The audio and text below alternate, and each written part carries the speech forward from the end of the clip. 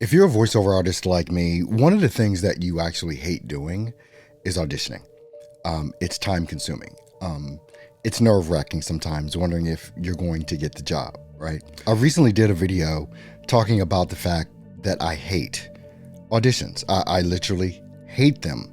And it was a little video, you may have seen it, where I'm putting my booth back together and putting it up to start doing some more in-depth stuff with voiceover. So I'm explaining some of this, and I said that I would give you my whole philosophy or tactic, strategy behind how I've been getting voiceover work without auditioning. I didn't think it was that relevant or important until now to make this video. One, because I had to codify what I was doing into a very specific strategy that any voiceover artist could actually use and implement. Now, this is nothing that's going to happen overnight. It's not going to happen quick, just like nothing in voiceover happens quick or overnight. It's over time. But what I realized is that what I'd been doing over the past 3 years, 5 years actually, and doing voiceover every day, which many people don't realize that I actually do, but it's through a lot of different modalities that I do it, right? I've worked in many different industries, insurance, content creation, creating promo videos, which obviously, all of this uses my voice because everything that I've done has been a way to show whatever audience I'm serving how they can make more money. And in what I just said is part of the strategy that I talk about, even in my brand new book, link is in the description, how to build a business with your voiceover skills. And so I share a lot of this information in that video, but I wanted to make, in that book, but I wanted to make this video so I could show you how I've been able to do what I do and also give you the strategy, which you can just click a link and you can just see exactly how I do, but I'll explain some of that here in this video, especially with my backstory. Starting out in voiceover in around 2010, doing things like internet radio, YouTube videos, things like that, right? And really learning what it takes to be a voiceover artist.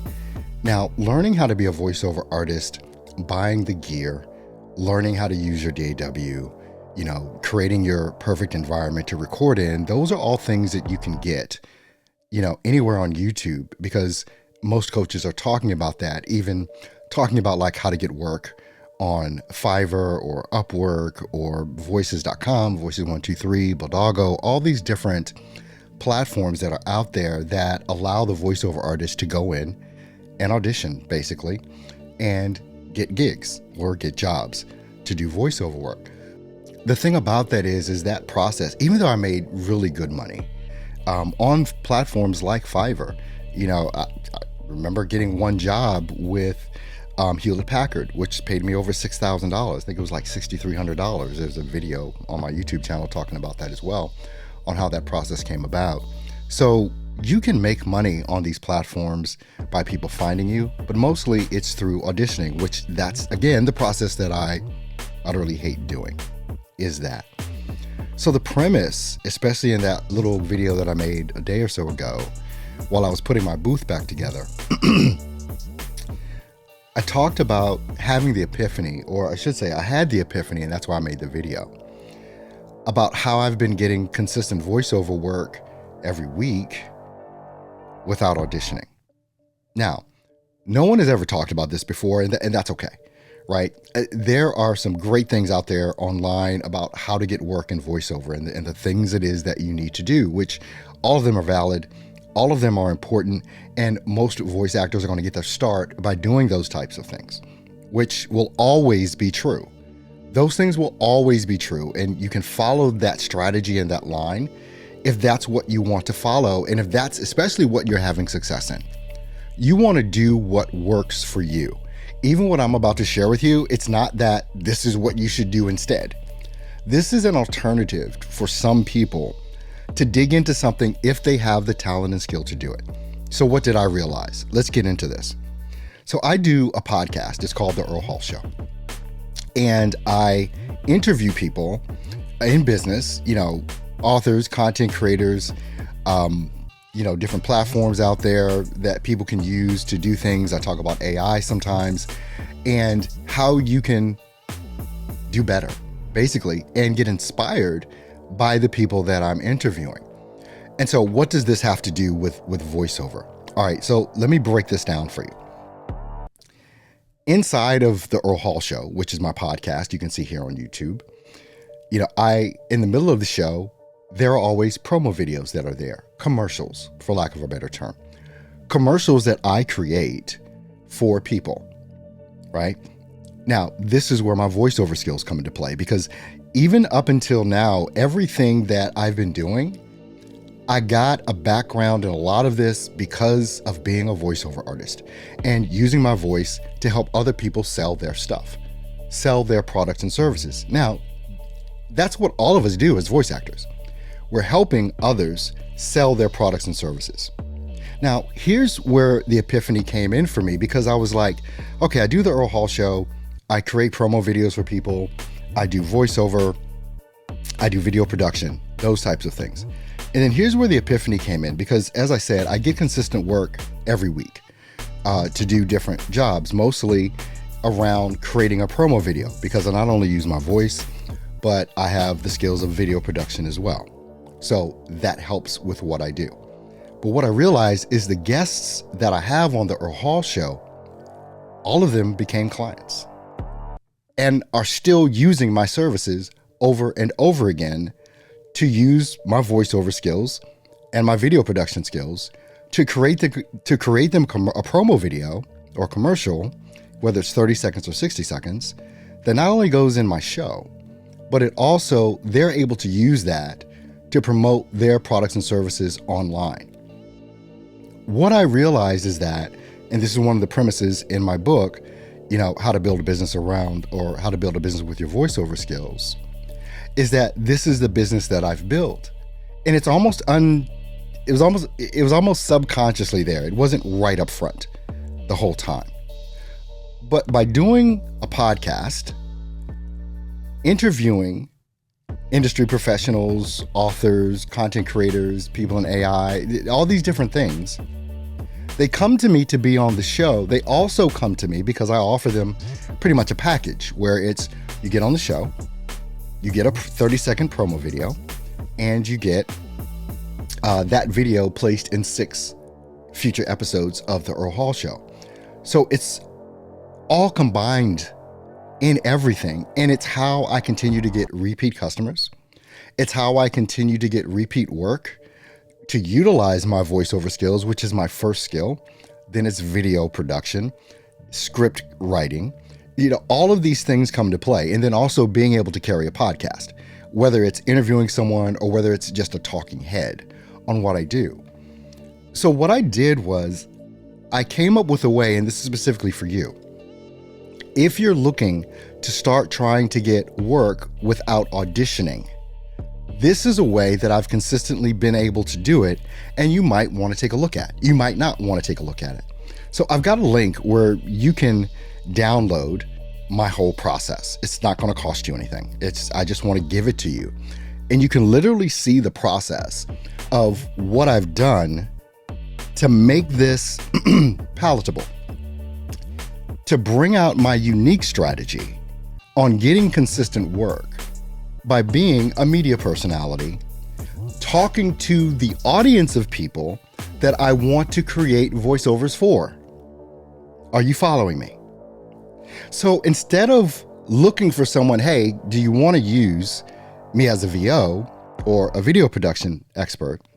Instead, it's a combination of things.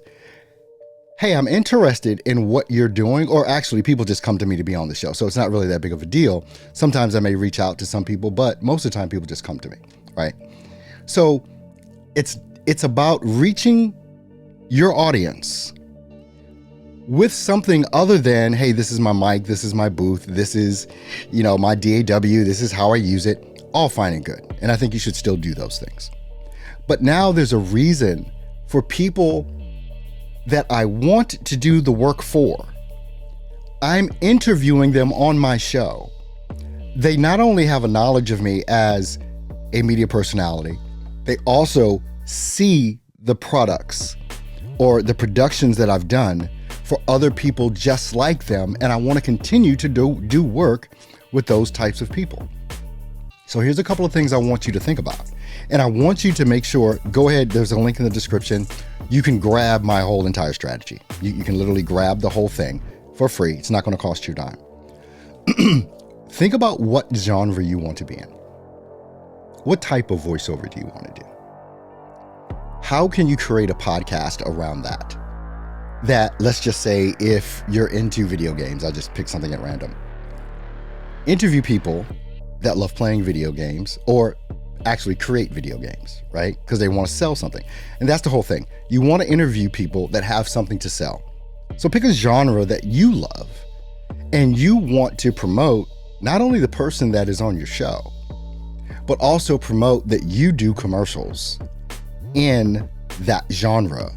And they'll be able to not only see you as an industry expert in what they do, they'll be able to see you as an industry expert, but then also look to you to help them promote their products and services. Now, you can do that with voiceover. I added on a skill set, which was video production. So, but you can learn this. Like there's tools out there like CapCut and Kapwing and all this stuff that, and this is how I create all of my promo videos for my clients that I have. So when you're looking at how am I going to build a voiceover business, build a business around my voiceover skills, it can be so much larger than just auditioning or waiting for work to come in on Fiverr. One of the big premises that I have is that your number one job as a VO is to get the client. I've figured this out for myself in a way that I like to do it. So I want to share that way with you, but don't discount everything that you're learning. What's working is working. And the reason why so many people, coaches and VOs, are talking about these different platforms that you can go on to audition is because that's how they've gotten work. It's how I got work in the beginning. This is a way that you can have people start coming to you over time. This is not going to happen tomorrow. So please, this is not going to happen tomorrow. I've been doing the Earl Hall show for about 2 years now, consistently. But I've always said, even from the beginning, if you're not willing to put in the next 3 years to be successful in this career, just quit now. Everything is going to take work. Everything is going to take effort. You're going to have some sleepless nights, especially if you're someone like me that actually now has a full-time job. You're going to have to figure out how you can manage this and how you can do it. And I'll be making more videos on that as well. But I wanted to share this insight with you because it's something that has worked for me that is unique. I've never heard anyone else talk about this premise of VOs being or doing a podcast in order to get business. And I've been asked, what kind of content should you make as a VO? And you see all the same content, people doing skits, people in their booth, doing a sample voiceover, sharing their studio, sharing their mics, this is how I do what I do. But here's the thing about those types of videos and that type of content. That type of content doesn't appeal to your audience of who you want to go after. That type of content appeals to us VOs. And we like seeing each other do these different things. Clients don't really care. Clients want to know what your expert, just like if you do a podcast, you become known as an industry expert for the genre that you want to be in. This is the whole premise of this. I'd like to have your comments below. What do you think about this? Do you think you might want to know more about how I do this type of thing? And what questions you may have? Leave them in the comments below. And don't forget, if you want this strategy, click the first link that you see in the description. It's going to take you right to a landing page and you're going to be able to put in your information, download it. It's absolutely free, no charge at all. My gift to you. I'll see you on the next video.